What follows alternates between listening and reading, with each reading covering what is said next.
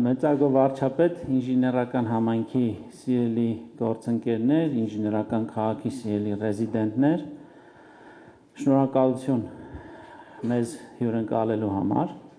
Մենք երեք երբ ինժեներական շաբաթվա մեկնարկն էինք ազդարում,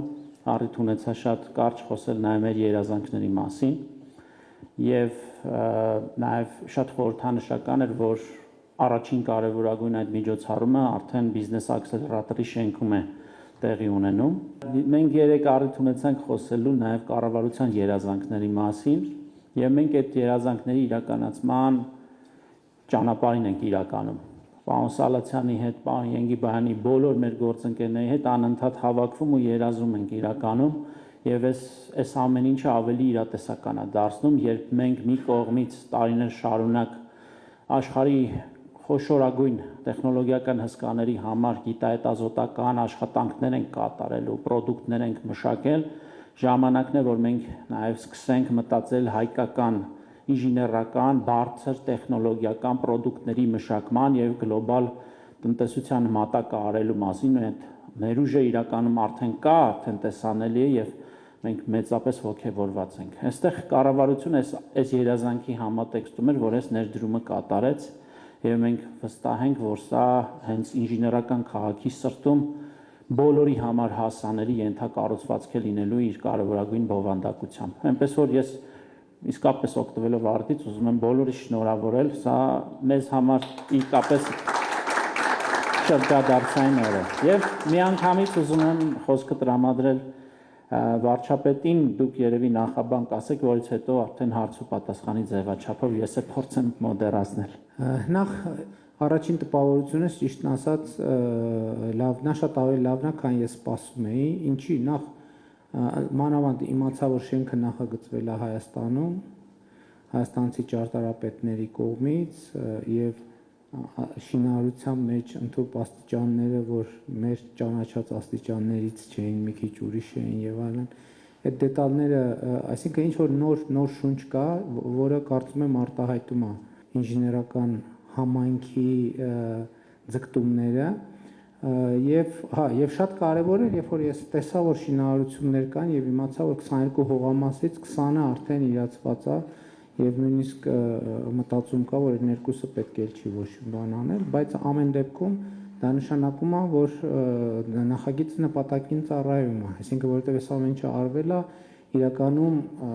որ այդ 20 տարածքներում մասնավոր ընկերություններ իրենց ավելի լավ զգան եւ իրենց գործունեության ամենահարմարավետ վայրը համարեն սա։ Իհարկե, այստեղ էլ մենք էլի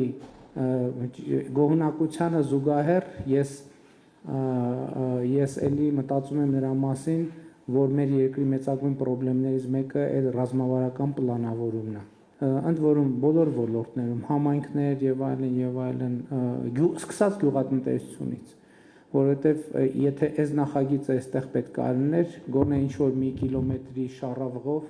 պետքա բոլորովին ուրիշ տեսարան լիներ, ուրիշ պատկեր, բայց այդ չենք կարա, այսինքն այս շեշտադրումներին մենք ավելի շատ պետքա վերաբերվենք որպես իգիտություն սովորելու համար, որովհետեւ ամեն հաջորդ փուլում միևնույնն է, սենց իրավիճակի առաջ կանգնում էինք։ Ես ինչի ծագեց այդ գրատախտակի գաղափարը։ Ես այս ընթացքում մտածում եմ, որ գալիս եմ շրջում եմ էկրանին բաներ եմ տեսնում, որոնց բովանդակությունը շատ չեմ հասկանում, եւ դուք այդ պահին խոսեցիք երազանքի մասին եւ ես վերադարձա վերջին շրջանի մտածումներին, որովհետեւ ես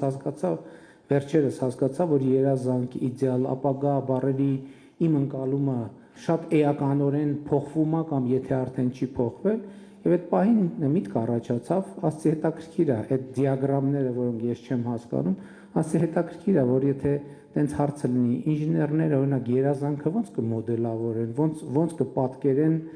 գրատախտակի վրա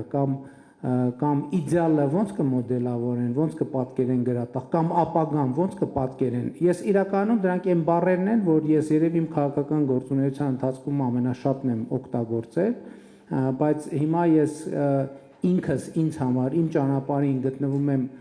մի փուլում, որ իդեալ ապագա երազանք հասկացությունները վերագնահատելու եւ վերարժևորելու մի փուլ է, որը ըստ էության ես առաջարկում եմ նաեւ Հայաստանի Հանրապետությանը, առաջարկում եմ նաեւ մեր քաղաքացիներին, մեր ժողովրդին, որովհետեւ այդ բոլոր բառերը մեր ստանդարտ մտածողության հետ այսօրվա հետ կամ կապ չեն ունենում կամ իրանց կապը թույլ է։ Ես կարծում եմ իրանց ամբողջությամբ պետք է բերել այսօր, որովհետև երազանքի մեր ընկալումը որն է, էլի այդպես մի քիչ կներեք մանավանդ sense հեղինակավոր լսարանի առաջ մի քիչ արտանին բառապաշար եթե օգտագործեմ, մեզ համար միշտ ապագան կամ բանից նոր տարուց զատիկից սփխեցից հետո է, չի անպայման։ Եվ ես վերջերս հասկացա, որ մի հատ խնդրեմ կա, որ ամեն տարի համ նոր տարի կա, համ զատիկ կա, համ սփխեջ կա։ Հետևաբար այդ երազանքի,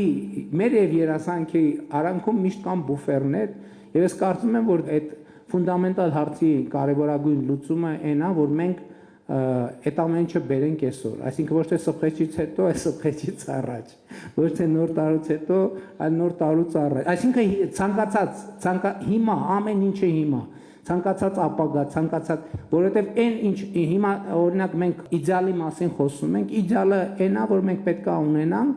ես կարծում եմ իդեալն այն է, որ մենք ունենք, հիմա մենք գտնվում ենք իդեալի աքսելերատորը։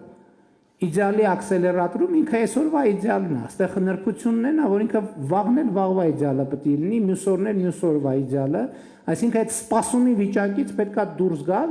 եւ անցնել այս պահին գործելու վիճակ, նույնն էլ ապագան է։ Ես միշտ մտածում եմ, ինչ ենք մենք այդքան ապագայի մասին մտածում եւ ինչի է այդքան ապագան մեզ համար անհասանելի, որովհետեւ մենք ինքներս ենք հեռու ապագայից, մենք ապագան չենք պատկերացնում մեր բազուկի երկարության վրա գտնվող ինչ-որ մի բան կամ այսօր մեր իրականության մեջ մեզ շրջապատող մի բան։ Եւ ընդհանուր սոցիալ հոգեբանական փոփոխությունը, տեսեք, մեր սոցիալ հոգեբանության մեջ իմ մտածումներն են, ինչ եմ ասում, որովհետեւ նկատի ունեմ գիտական հաստատումը չի ստացել, չեմ հավակնում, որ բացարձակ ճշմարտություն եմ ասում։ Մենք մեր սոցիալ հոգեբանության մեջ մենք անցյալի եւ ապագայի մեջ արանքում գտնվող ինչ որ մի անորոշ կետում խրված ենք եղել, որտեղ ես հավատում եմ, որ հիմա մենք էլ խրված չենք։ Եվ սա ֆունդամենտ ընդ որում ինժեներական այս շատ կարևոր է, իրադրության մոդելավորումը շատ կարևոր է ընդհանրապես։ Եվ դա ինժեներական խնդիր է իրականում։ Ապագան էլ է ինժեներական խնդիր, երազանքն էլ է ինժեներական խնդիր, որովհետև եթե ինժեներական խնդիր չի, նշանակում է դու երբեք չես իրագործելու, որովհետև ինժեներական խնդիրն ինչ է, որ դա լուծման խնդիր է, որ դու պետք է լուծես։ Իսկ եթե լուծման համար պետք է մտնես ինժեներության փուլ, չէ, որովհետև ոնց եթե ինժեներության փուլ չես մտել, նշանակում է դա ինքը կա որպես կենաց, որպես տենց ինչ-որ բան, ինքը երբեք իրագործելի չի, որովհետև իրագործելու համար իրան պետք է նախագծել, մոդելավորել, այսինքն բերել մտնել ինժեներական փուլ։ Մեր իրականության ամենամեծ խնդիրն է նա երբեմն, որ մենք շատ երկար չենք մտել ինժեներական փուլ, ես հիմա հավատում եմ եւ տեսնում եմ, որ մենք մտել ենք ինժեներական փուլ։ Ուրիշ բան է դետալը տեստի կընթարկենք, այդ տեստը ցույց կտա, ինչեր վնասակար նյութերը մեջ շատ են, թե քիչ են, իր այդ կերամիկայի դիմադրողականությունը շատ է թե քիչ է,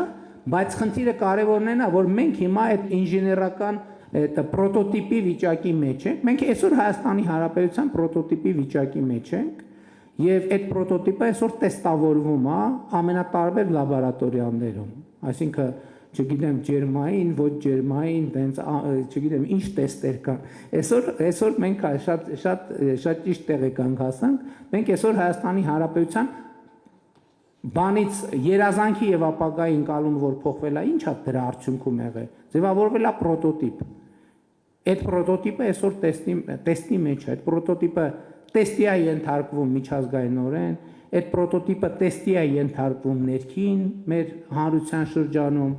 այդ պրոտոտիպը տեստի է ենթարկվում բոլոր առումներով, այսինքն բոլոր հնարավոր տեստերը, որը կարա ունենա, եւ պետք է արձանագրեմ, որ իմ գնահատմամբ այդ տեստավորումը հաջող է ընթանում։ Ես կարող եմ դա վստահությամբ կիսել այդ տպավորությունը ձեզ հետ եւ վստահ եմ, որ ձեր մեջ կան շատեր, որ այդ տպավորությունը չեն կիսում։ Եվ ես ուրախ կլինեմ, որ այս խոսակցությունը մենք օգտագործենք այդ բան կա, չէ՞, որ տեստ եք անում արանքում բանավոր քննարկումներ եք, չէ՞, ունենում բանի պրոտոտիպի մասին իր առավելությունների եւ թերությունների եւ ուրախ կլինեմ, եթե այս խոսակցությունը պարզվի, որ ուզում ենք օգտագործել այդ պրոտոտիպը նաեւ հայցակարգային տեստավորման ենթարկել։ Մասսայական արտադրության չէ, բայց քաղաքացիների կողմից մասսայական կիրառման։ Երևի այդ դրան բանություն։ Չգիտեմ ինչքան բան ստացվեց։ Ամենայն դեպս ինձ հաջողվեց սադրել ձեզ։ Այո, ակնհայտորեն։ Եթե չասեիք երազանք, չէի, լրիվ ուրիշ բաներից կխոսայի, բայց որ ասացի երազանք, գրատախտակ ուզեցի եւ իսկապես հետաքրքիր է, բայց դա բան չէր։ Եթե երազանքը եւ իդեալը եւ այդ բաների փորձենք դիագրամով պատկերել, դա ինչ տեսք կունենա, ինձ օրինակ շատ հետաքրքիր է։ Ես ընդհանրապես տրամաբանական խնդիր եմ ասում, թե հա առանց ինժեներների ինժեներները համարվում են մաթեմատիկների, այսինքն գիտության հետ մասնակցել, այսինքն սկզբունքորեն դիտարկելի է։ Պարոն Սալիցյան, համեցեք։